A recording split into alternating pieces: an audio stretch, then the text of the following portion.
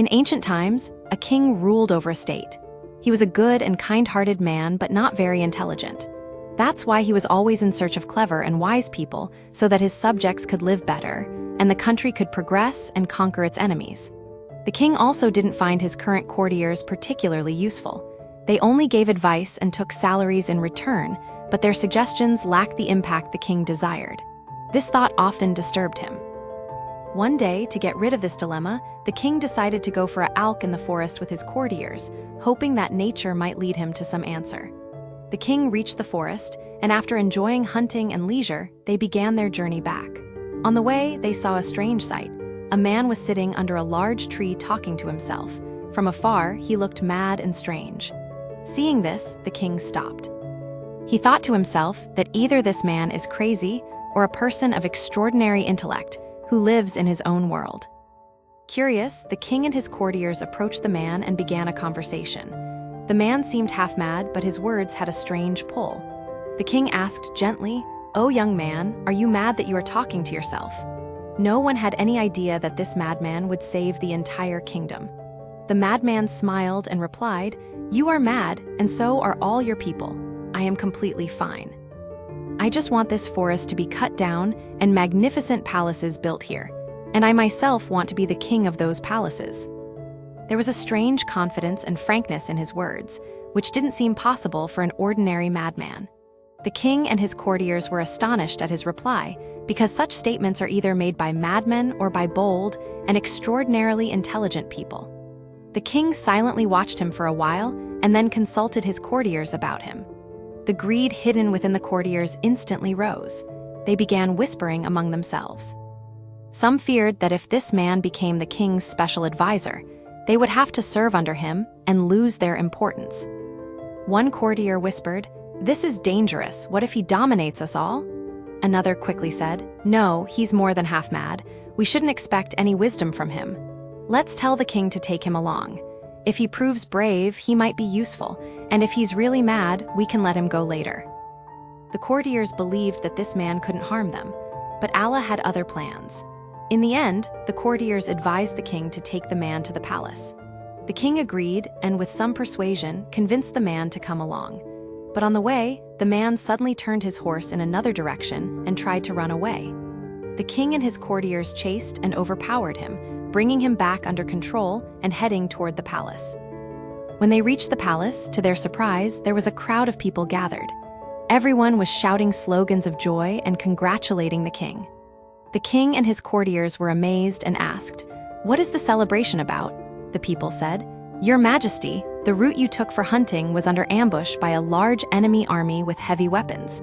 We had lost hope that you would return alive." Hearing this, expressions of astonishment, gratitude, and contemplation appeared on everyone's faces. People again joyfully said, "Your Majesty, you turned back, you are truly wise." The king silently looked at the madman and thought to himself, "This man is truly extraordinary." Then turning to the courtiers, he ordered, "Quickly prepare a splendid chair for this man. From now on, he will stay with me." The courtiers, already filled with fear, immediately protested, "Your Majesty, this man is mad. What if he harms you? You should be surrounded by intelligent people like us." But the king rejected their words and said seriously, "No, this man is more intelligent than all of you. He quietly saved us from a dangerous enemy. This is the sign of true intellect. If he wasn't there, none of you would have known that the path was under ambush. Our safety is thanks to his cleverness." Hearing this, the madman smiled proudly and sat on the chair beside the king.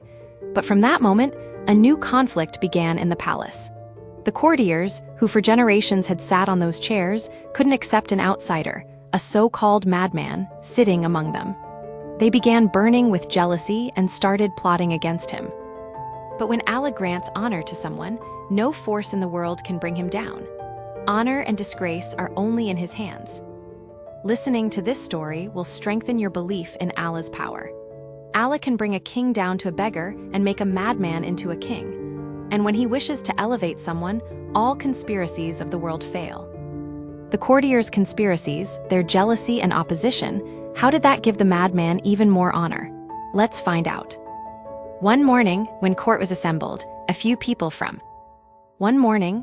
assembled, a few people from the public approached the man whom everyone used to call mad. Respectfully, they said, "Brother, peace be upon you. We want to talk to you about something important." Speaking respectfully, they said, "Brother, you are not aware of our king's principles and courtly etiquette. We just want to ensure that you don't make any mistake that could get you punished." The madman asked in surprise, "What do you mean? Why would I be punished? I never asked to be brought to the palace. What kind of trouble is this? Take me back." Upon hearing this, a slight wave of joy passed across the people's faces. They thought their trick was working.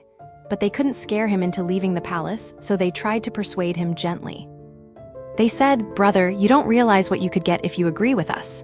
The madman, already afraid of punishment, quickly replied, "Okay, tell me what to do."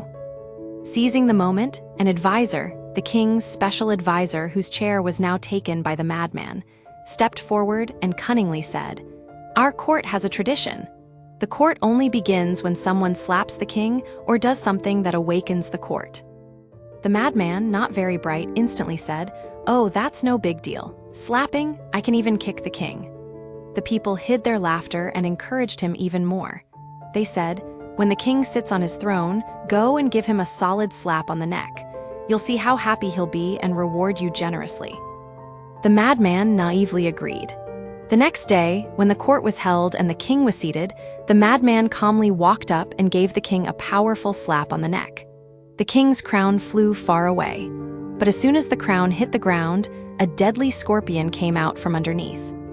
The king instantly stood up in shock and realized that if he had worn the crown, the scorpion would have stung him. Gratefully, the king embraced the madman and said joyfully, "My dear ones, this is the only person who truly loves me. If he hadn't slapped me, today might have been my last day." The king ordered a grand feast in his honor and gifted him a beautiful palace. The courtiers, already jealous, were now even more disturbed. Fear gripped their hearts. If this continued, the madman would inherit all their positions. On the other hand, the half-mad man thought to himself, "These people are truly sincere and kind. What a great suggestion they gave." Happily, he decided that from now on, he would do whatever they advised. The next day, after discussing a new plan, the courtiers went to the madman's palace. Inside, they were burning with jealousy, but wore smiles on their faces. One advisor gently began, "Brother, how did yesterday's trick work out? If you hadn't slapped, the king might have suspected you and punished you." The madman, now peacefully living in the palace, smiled and replied, "Yes, you people are very good. Your trick changed my fate." The courtiers saw the opportunity and laid the next trap. But remember, the truth is, whom Allah protects, no one can harm. No matter how much conspiracy there is against you, if you are truthful and Allah is with you, no one can defeat you. The courtiers said to the madman, "Now listen to another thing. Tomorrow when the court assembles and the king is about to sit on his chair, quickly pull the chair from behind. You'll see, you'll get half the kingdom." They added, "It's not easy, but you're brave, you can do it." The madman quickly replied, "Only one, I can pull 2 chairs." As usual, they praised him and left. And the next day in court, the same thing happened. Just as the king was about to sit, the madman pulled the chair. But the king managed to control himself and stood before falling. When he turned around, he was shocked to see that one leg of the chair was already broken from inside. The king immediately looked at the madman, embraced him and said loudly in front of everyone, "Look how clever and loyal this person is. If he hadn't done this, I would have fallen with the chair and been injured." Then he awarded him a Medal of Honor and appointed him as the general of his army. Once again, the court praised his bravery. Seeing this, the courtiers held their heads in frustration.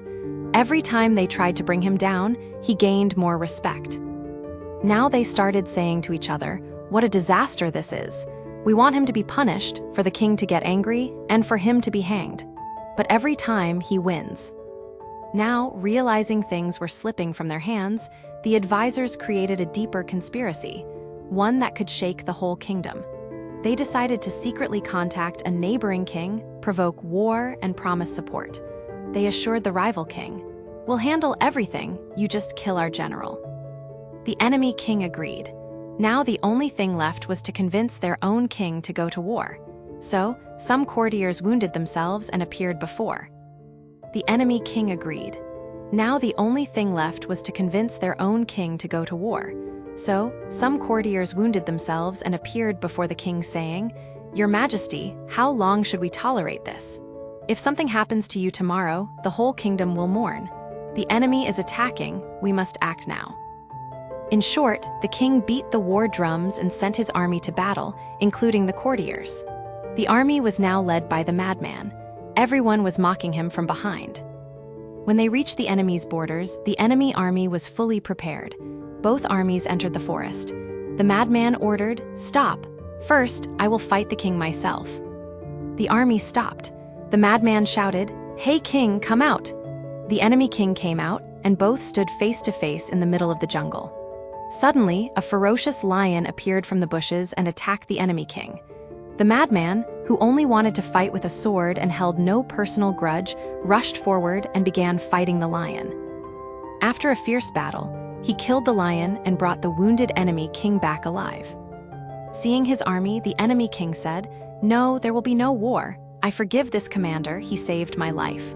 He is very brave and wise. We don't want war.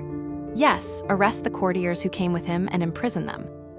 Hearing this, the madman drew his sword and roared, "Beware, if you touch even one advisor." The enemy king saw his loyalty and thought to himself, "What a man, he saves enemies and forgets himself." Now the madman's fame spread throughout the kingdom. His bravery and sincerity won everyone's hearts. Eventually, the king married his daughter to him. The courtiers, already burning with jealousy, stayed silent but now made it their mission to take revenge. Now both kingdoms started uniting, their enmity turned to friendship. But the courtiers plotted one more trap. They said, "If we don't stop him, tomorrow we'll all be his servants. We must eliminate him." All agreed, but among them was an old advisor, experienced and kind-hearted. He stood up and said seriously, "Friends, listen to me carefully. Allah has given everyone a special status and quality. Remember, if Allah gives someone honor, no one can take it away. Even if you kill him, his honor will only increase. And if you think his death will return your lost chairs, you are mistaken. One day, the truth will come out and you will all face your fate. So be content with Allah's will, that is best for us."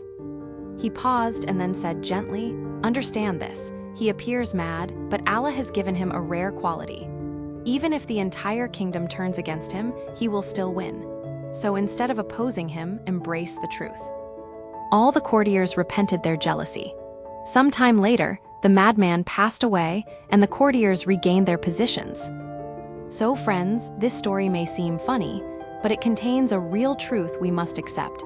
And that is ***, truth ***, fate ***, and Allah's mercy ***.